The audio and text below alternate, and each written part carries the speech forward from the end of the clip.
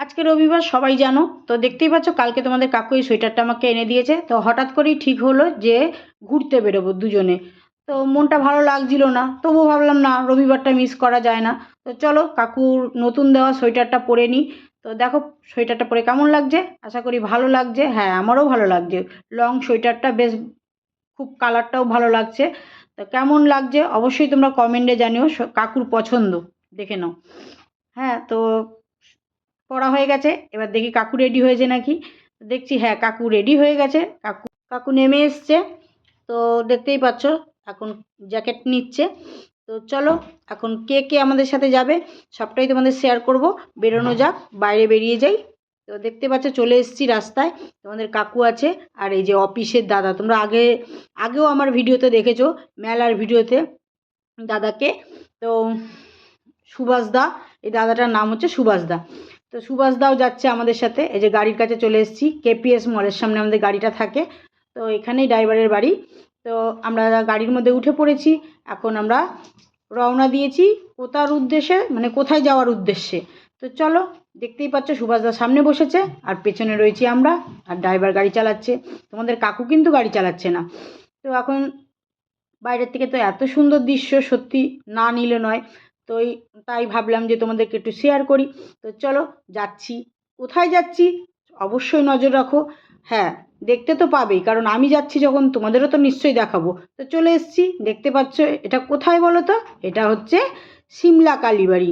এখানে না, কেন জানি না, মা যখন তখনই ডাক দেয়, তার জন্য ঠিক এখানে এসে উপস্থিত হয়ে যাই। তো এখন আমরা যাচ্ছি ঠাকুরের মালা কিনতে, আর প্রসাদ মানে ধূপ কাঠি যেসব কিনতে হয় পুজোর জন্য, সবটাই দেখতে পাচ্ছ ঝোলানো রয়েছে। তোমাদের কাকু এবার নেবে। আর পুজোটা অ্যাকচুয়ালি তোমাদের কাকুই দেবে, আমি নয়। কারণ আমি ক্যামেরা ধরে রয়েছি, কাকুকে দিয়ে পুজোটা দেওয়াবো। কারণ প্রত্যেকবারই তো আমি দিই, এইবার ভাবলাম যে না, এই মানুষটাকে দিয়েই পুজোটা দেওয়াবো। আর গাড়ির পুজোও হবে, সবটাই হবে। দেখতেই পাচ্ছ নেওয়া হয়ে গেছে। এই যে দুটো ডালা হয়েছে, একটা সুভাষদার, একটা আমাদের। তো হয়ে গেছে, এবার আমরা মন্দিরের দিকে যাব। চলো, চলে এসেছি মন্দিরে। দেখতেই পাচ্ছ মায়ের মুখটা এত সুন্দর, খুব ভালো লাগছে। তো দুজনে দাঁড়িয়ে রয়েছে, তোমাদের কাকু আর সুভাষদা দুজনে দাঁড়িয়ে রয়েছে। মায়ের পাটা দেখো কত সুন্দর, খুবই ভালো লাগছে। তার জন্য ভাবলাম একটু শেয়ার করি।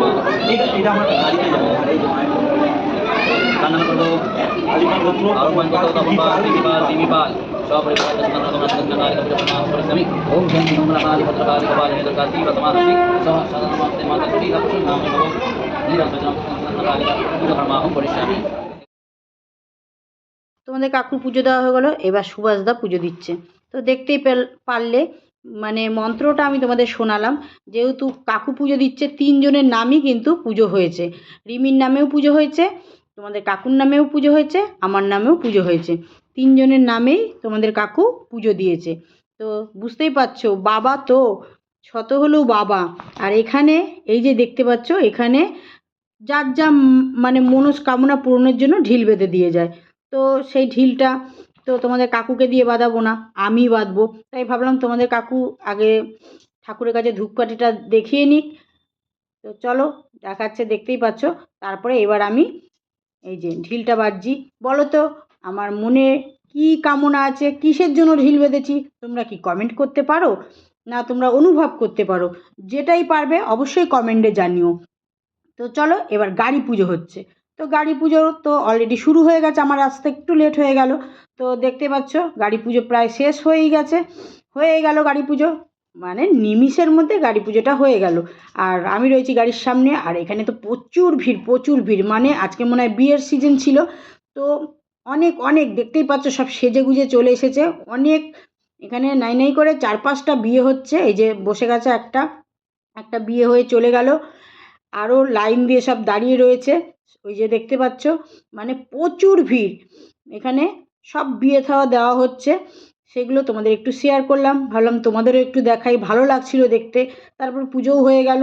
এবার চলে এসেছি দোকানে, ডালাটা নিয়ে নিলাম, মানে দিয়ে দিলাম, দিয়ে আমরা প্রসাদটা নিয়ে এই যে বাড়ি চলে এলাম। কেমন লাগলো অবশ্যই কমেন্টে জানিও ব্লগ।